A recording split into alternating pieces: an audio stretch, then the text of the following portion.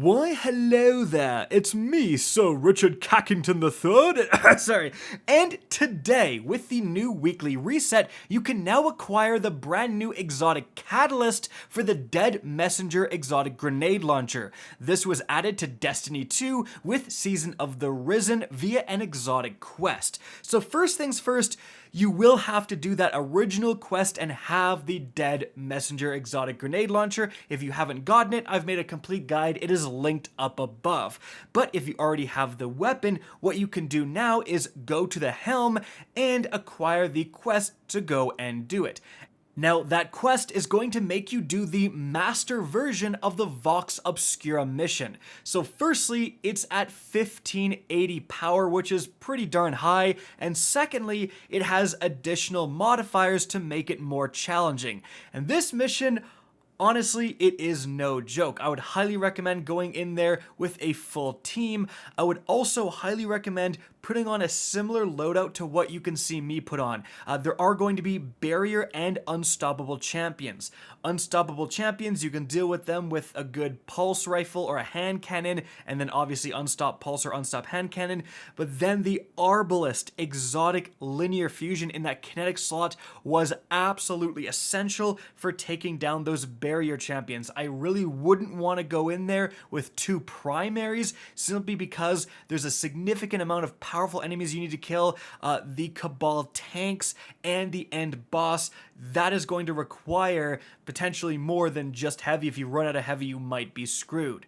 With all that being said, the good news about there being a ton of champions is that you can put on the Aeon exotic gauntlets or even the Lucent finisher, the seasonal mod where champions are going to give you heavy, and then if you're constantly getting those finishers on the absurd amount of champions in this mission, then maybe I can be wrong and you can just solely use a heavy for killing all of that stuff. But definitely you want to bring in some very powerful high damage dealing things, because again, those time limits are still there. You don't just have to kill the boss, you have to kill the boss within a certain amount of time.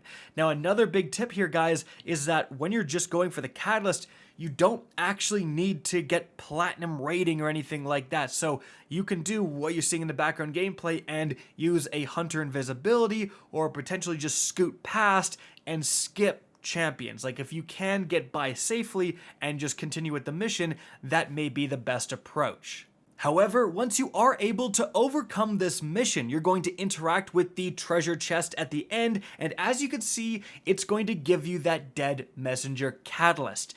Now, normally, this is where I would say, hey, just go to the thrallway and kill ads until you complete this catalyst. However, this one is a little different from like pretty much every other catalyst in the game. So as you can see, it actually says you have to defeat combatants while using this weapon in arc, solar, and void modes. So you have to get a certain amount of kills, doing arc damage and then solar damage and then void damage, but also defeating combatants in the Throne World, Psyops Battlegrounds, or the Vox Obscura exotic quest will unlock these objectives faster. So you're going to get more of a percentage for killing enemies in those specific activities.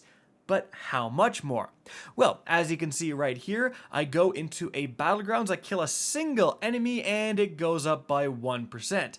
I then shoot another round, I kill a few more enemies, and like we're talking 3 or 4 enemies, and suddenly it's at 4%. So seemingly in these preferred activities, it's about 1% per enemy killed, and that means I was actually able to turn it to arc, because remember, if you are doing battlegrounds, there's a singe, arc singe today, so it does more damage, and I got 100% in just one battlegrounds run. However, what's the percentage and the completion rate like outside of these activities? Well, I simply went to a lost sector on the moon, shot an enemy, and as you can see, I also got 1%. Then I shoot a few more, like I killed 2 enemies with 1 shot, 2 enemies with another shot, so 5 enemies total, and we're sitting at 3%.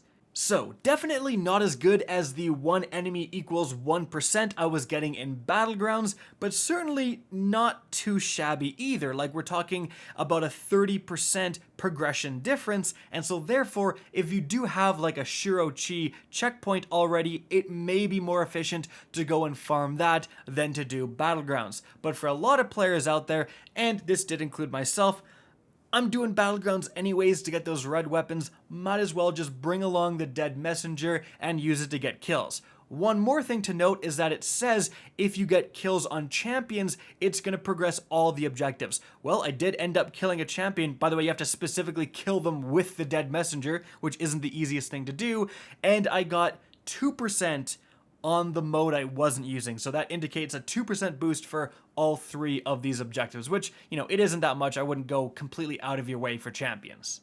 In any event, once you complete all 3 of these elemental objectives, your catalyst will finally be able to equip. So what the heck does it do? Well, it actually gives the Dead Messenger the Turnabout perk that you can find on certain legendary weapons. It was just added with the Witch Queen. And what it does is, using this weapon to break the shield of a combatant or a guardian using their super will grant you an overshield.